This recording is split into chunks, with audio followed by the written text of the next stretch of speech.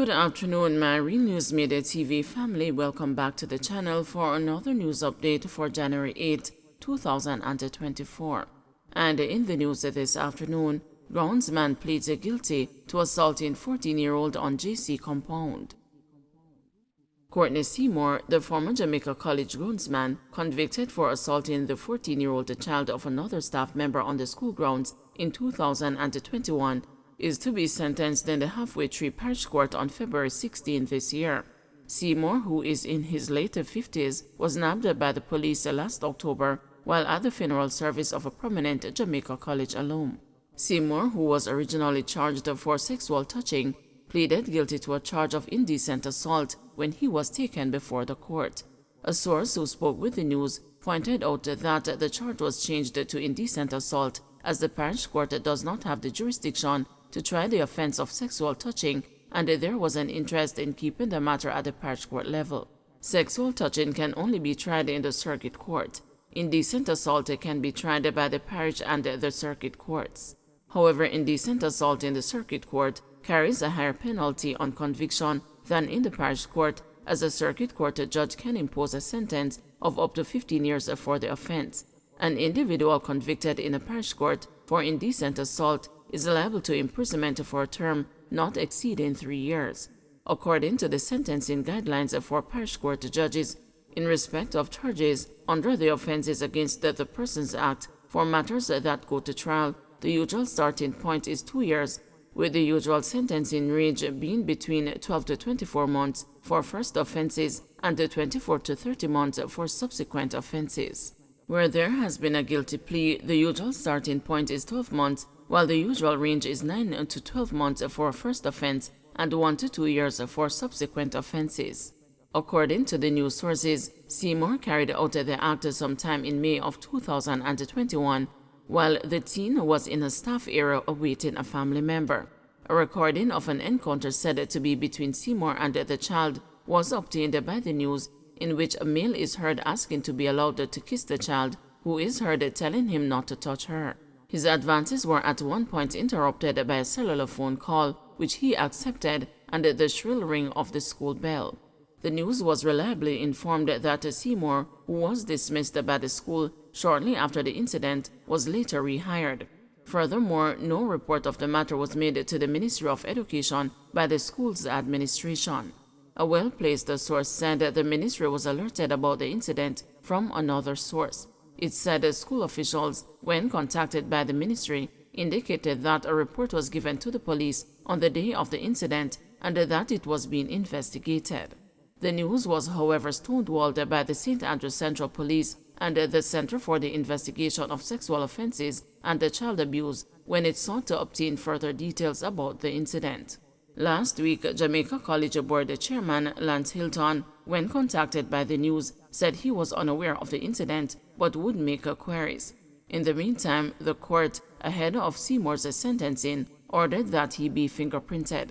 His criminal record and a social inquiry report were also requested.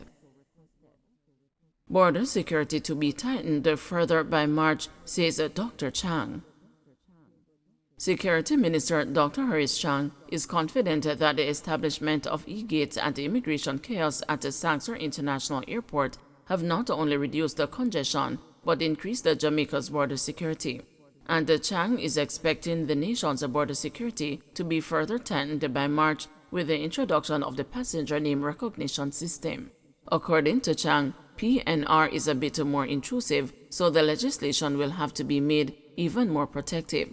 This e-gates system, automated passport control systems that use a biometric technology to authenticate the identity of passengers, is currently basic information which will analyze and look at the threat risk.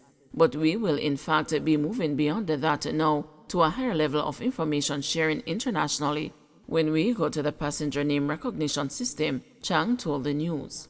Currently, this is digitized travel information run by the international body, and it is connected globally, so once their passports are electronically readable, they go to the kiosk and they come through the e-gates, added Chang.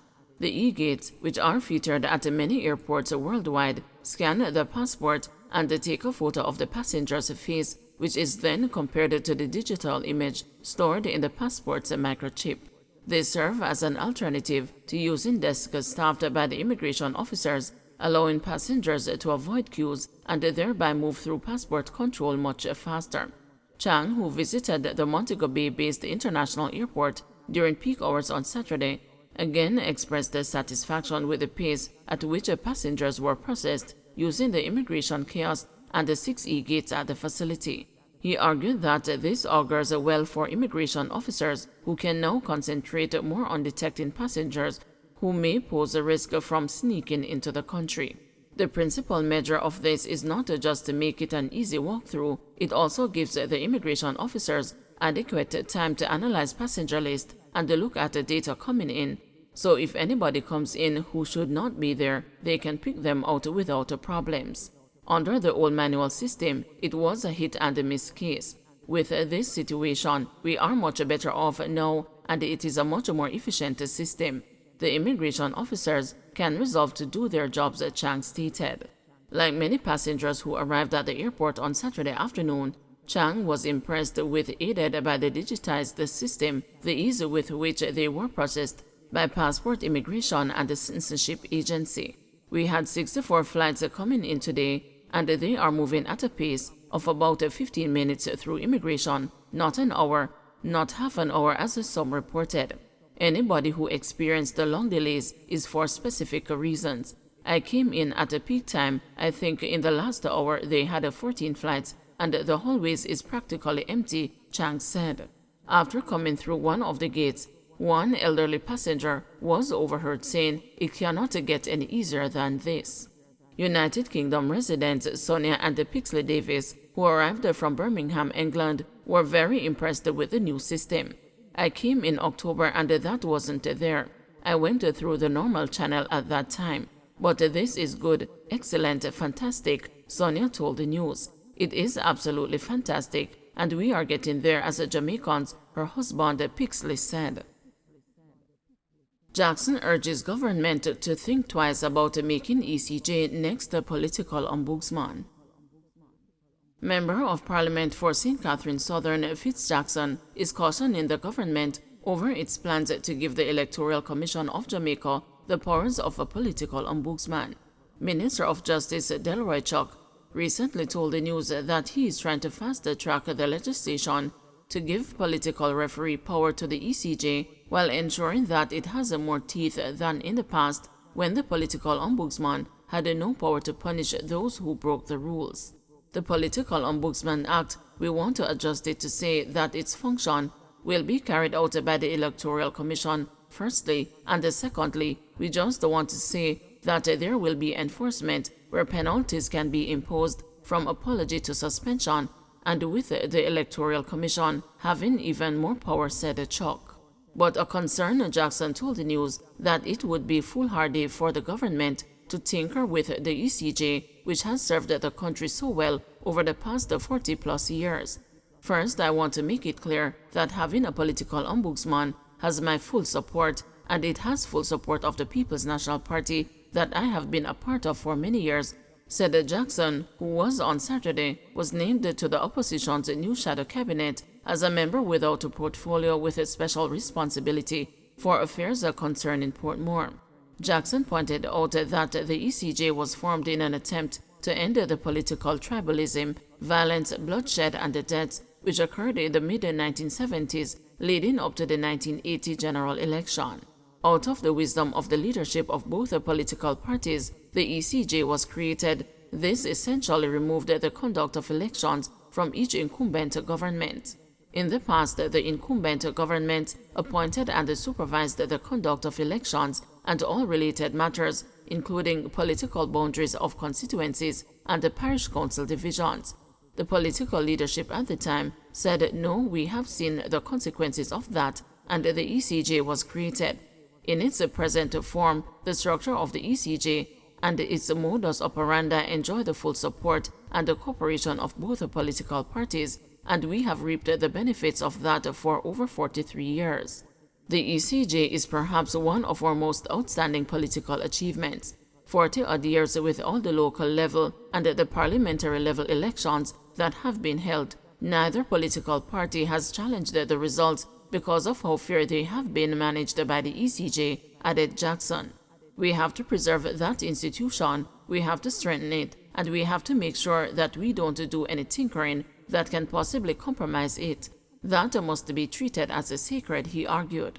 According to Jackson, for the government to now unilaterally impose the work of the political ombudsman on the ECJ should be of grave concern to all Jamaicans, even if the decision is well-intentioned.